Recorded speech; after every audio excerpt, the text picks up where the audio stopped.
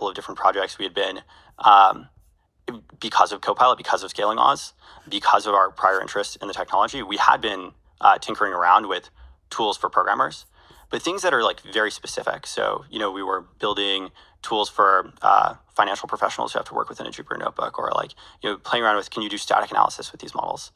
And then the step up in GPT-4 felt like, look, that really made concrete the theoretical gains that we had predicted before. Felt like you could build a lot more just immediately at that point in time. And also, if we were being consistent, it really felt like this wasn't just going to be a point solution thing. This was going to be all of programming was going to flow through these models.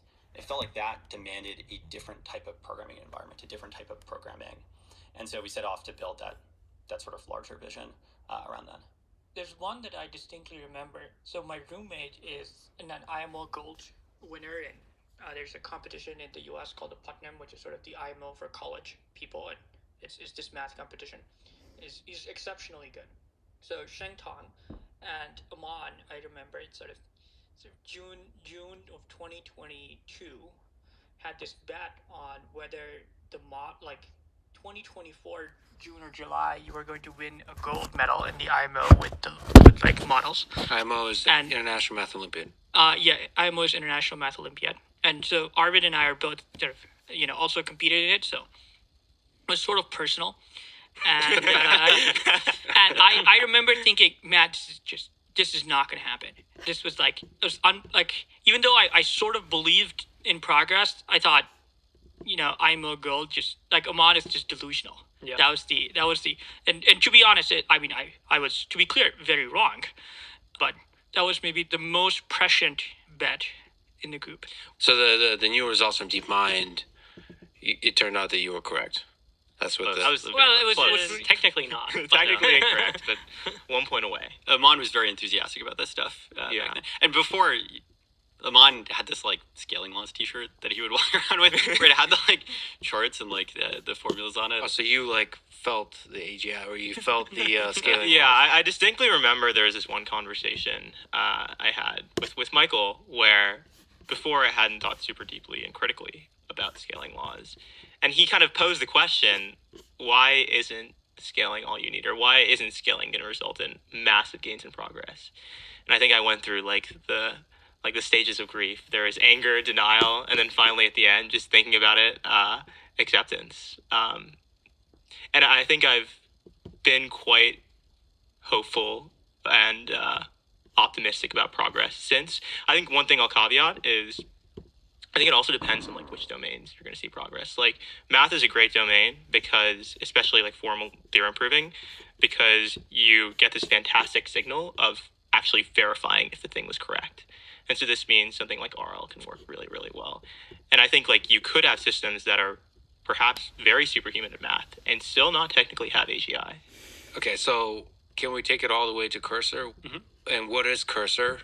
It's a fork of VS Code, and VS Code is one of the most popular editors for a long time. Everybody fell in love with it. Everybody left Vim. I left Emacs for it. Sorry. Because there's a lot of limitations to that. We need, if AI is going to keep getting better, we need to really rethink how the AI is going to be part of the editing process. And so you decided to fork VS Code and start to build a lot of the amazing features we'll be able to talk about.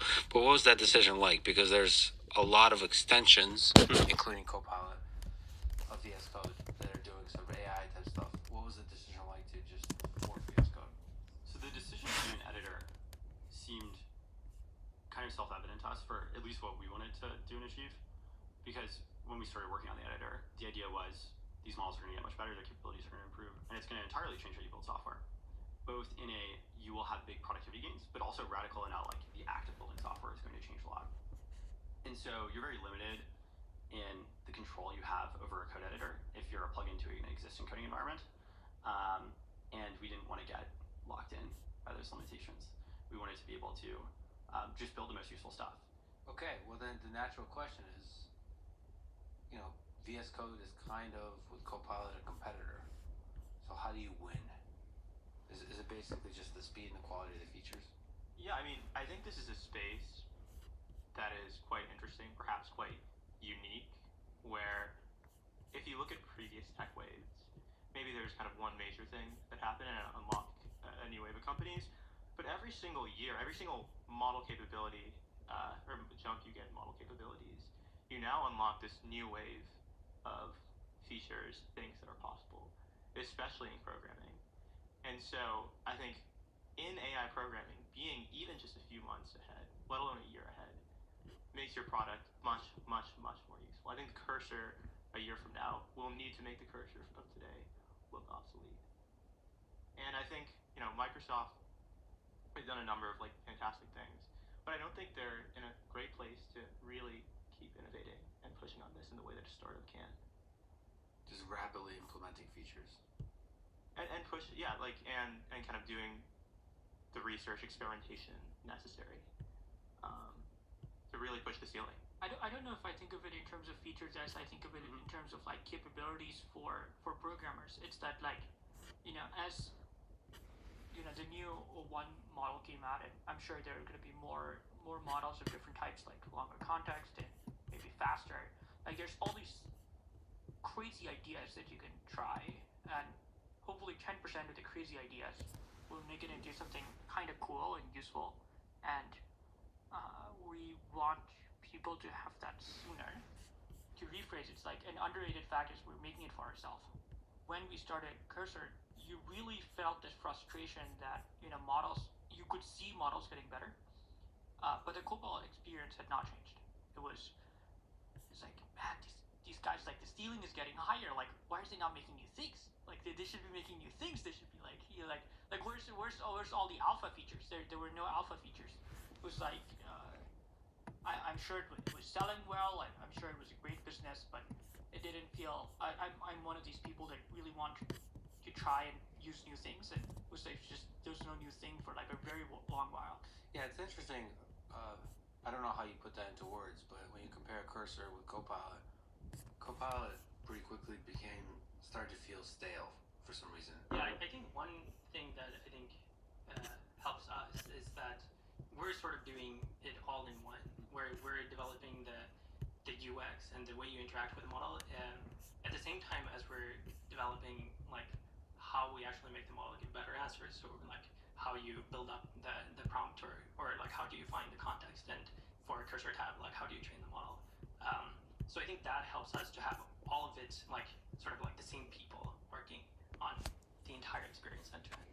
Yeah, it's the person making the UI and the person training the model sit 18 feet away. So often the same person. Yeah, often even the same person. So you can create things that are sort of not possible if you're not talking, you're not experimenting. And you're using, like you said, Cursor to write Cursor. Of course. Oh yeah. Well, let's talk about some of these features. Let's talk about the all-knowing, the all-powerful praise be to the tab. So the autocomplete on steroids, basically. So how does tab work? What is tab? To highlight and summarize at a high level, I'd say that there are two things that Cursor is pretty good at right now. There are other things that it does, but two things that it helps programmers with. One is this idea of looking over your shoulder and being a really fast colleague who can kind of jump ahead of you and type and figure out what you're going to do next. And that was the original idea behind. That was kind of the kernel of the idea behind good autocomplete, was predicting what you're going to do next. But you can make that concept even more ambitious by not just predicting the characters after your cursor, but actually predicting the next entire change you're going to make, the next diff, next place you're going to jump to. And the second thing Cursor is pretty good at right now too, is helping you sometimes jump ahead of the AI and tell it what to do and go from instructions to code. And on both of those, we've done a lot of work on making the editing experience for those things ergonomic, and also making those things smart and fast. One of the things we really wanted was we wanted the model to be able to edit code for us. That was kind of a wish, and we had multiple attempts at it before we had a sort of a good model that could edit code for you. Then after we had a good model, I think there have been a lot of effort to make the inference fast for having a good experience, and we've been starting to incorporate. I mean, Michael sort of mentioned this ability to jump to different places. and that jump to different places I think came from a feeling of, once you accept an edit, it's like, man, it should be just really obvious where to go next. It's like I made this change. The model should just know that like the next place to go to is like 18 lines down. Like if you're a Vim user, you could press 18JJ or whatever. But like why am I doing this? Like the model should just know it. And then so the idea was, you just press tab, it would go 18 lines down, and then it show you the next edit, and you would press tab. So it's just you, as long as you could keep pressing tab. And so the internal competition was how many tabs can we make someone press it. Once you have like the idea, more sort of abstractly, the thing to think about is sort of like how are the edits sort of zero entropy. So once you've sort of expressed your intent and the edit is, there's no like new bits of information to finish your thought, but you still have to type some characters to like make the computer understand what you're actually thinking, then maybe the model should just sort of read your mind, and all the zero entropy bits should just be like tabbed away. Yeah, that was sort of the abstract version. There's this interesting thing where if you look at language model loss on different domains, I believe the bits per byte, which is kind of character normalized loss for code, is lower than language, which means in general there are a lot of tokens in code that are super predictable, a lot of characters that are super predictable, and this is, I think, even magnified when you're not just trying to autocomplete code, but predicting what the user is going to do next in their editing of existing code. And so, the goal with cursor tab is let's eliminate all the low entropy actions you take inside of the editor. When the intent is effectively determined, let's just jump you forward in time, skip you forward. Well, what's the intuition and what's the technical details of how to do next cursor prediction? That jump, that's not so intuitive, I think, to people. Yeah, I think I can speak to a few of the details on how to make these things work. They're incredibly low latency, so you need to train small models on this task. In particular, they're incredibly pre-fill token hungry. What that means is they have these really, really long prompts where they see a lot of your code, and they're not actually generating that many tokens. And so the perfect fit for that is using a sparse model, meaning an MOE model. So that was kind of one breakthrough we made that substantially improved its performance in longer context. The other being a variant of speculative decoding that we kind of built out called speculative edits. These are two, I think, important pieces of what make it quite high quality and very fast. Okay, so MOE, mixture of experts, the input is huge, the output is small. Yeah. Okay, so like what else can you say about how to make it? Like, does caching play a role in this? Caching plays a huge role. Because you're dealing with this many input tokens. If every single keystroke that you're typing in a given line, you had to rerun the model on all of those tokens passed in, you're just going to, one, significantly degrade latency, two, you're going to kill your GPUs with load. So you need to design the actual prompts used for the model such that they're caching aware, and then you need to reuse the KB cache across requests, just so that you're spending less work, less compute. Again, what are the things that Tab is supposed to be able to do kind of in the near term? Just to like sort of linger on that. Generate code, like fill empty space, also edit code across multiple lines, Yeah. and then jump to different locations inside the same file. Yeah. And then like Hopefully jump to different files also. So if you make an edit in one file, and maybe you have to go to another file to finish your thought. It should go to the second file also. So, And the full generalization is like next action prediction. Like sometimes you need to run a command in the terminal, and it should be able to suggest the command based on the code that you wrote too. Or sometimes you actually need to, like, it suggests something, but it's hard for you to know if it's correct because you actually need some more information to learn. Like you need to know the type to be able to verify that it's correct. And so maybe it should actually take you to a place that's like the definition of something, and then take you back so that you have all the requisite knowledge to be able to accept the next completion. so providing the human the knowledge. Yes. Right. Yeah. Can you integrate, like, I just gotten to know a guy named PrimeGen who I believe has an you can order coffee via SSH? Oh yeah. we did that. We did that. So can that also the model do that, like feed you and like Yeah. and provide you with caffeine? Okay, so that's the general framework. Yeah, yeah. And the magic moment would be if it is programming is this weird discipline where sometimes the next 5 minutes, not always, but sometimes the next 5 minutes of what you're going to do is actually predictable from the stuff you've done recently. And so can you get to a world where that next 5 minutes either happens by you disengaging and it taking you through, or maybe a little bit more of just you seeing next step what it's going to do, and you're like, okay, that's good, that's good, that's good, that's good, and you can just sort of tab through these big changes. As we're talking about this, I should mention that one of the really cool and noticeable things about Cursor is that there's this whole diff interface situation going on. So like the model suggests with the red and the green of like, here's how we're going to modify the code, and in the chat window you can apply and it shows you the diff and you can accept the diff. So maybe can you speak to whatever direction of that? We'll probably have like 4 or 5 different kinds of diffs. So we have optimized the diff for the autocomplete, so that has a different diff interface than when you're reviewing larger blocks of code.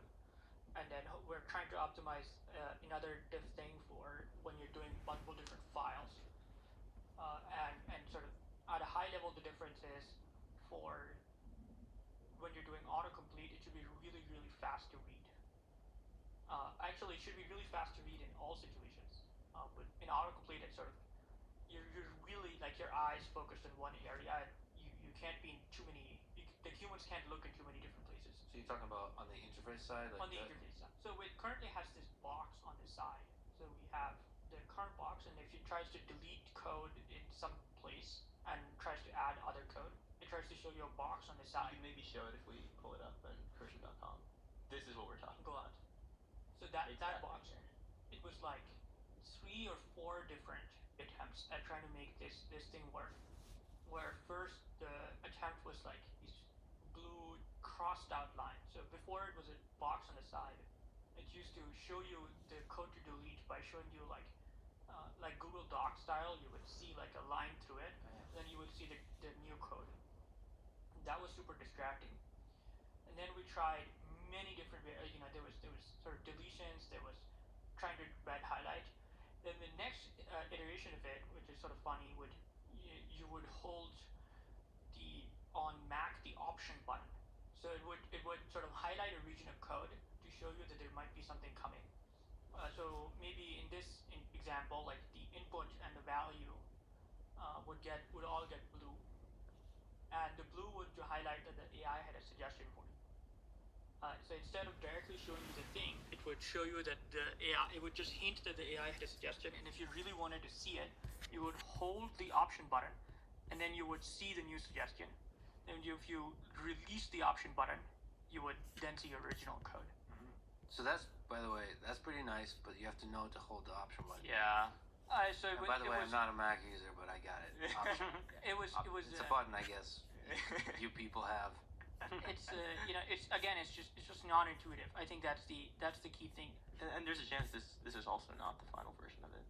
I am personally very excited for making a lot of improvements in this area. Like we often talk about it as the verification problem, where these diffs are great for small edits. For large edits, or like when it's multiple files or something, it's actually a little bit prohibitive to review these diffs.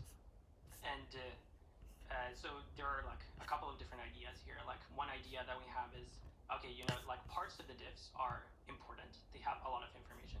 And then parts of the diff are just very low entropy. They're like like the same thing over and over again. And so maybe you can highlight the important pieces and then gray out the not so important pieces. Or maybe you can have a model that looks at the diff and sees, oh, there's a likely bug here. I will like mark this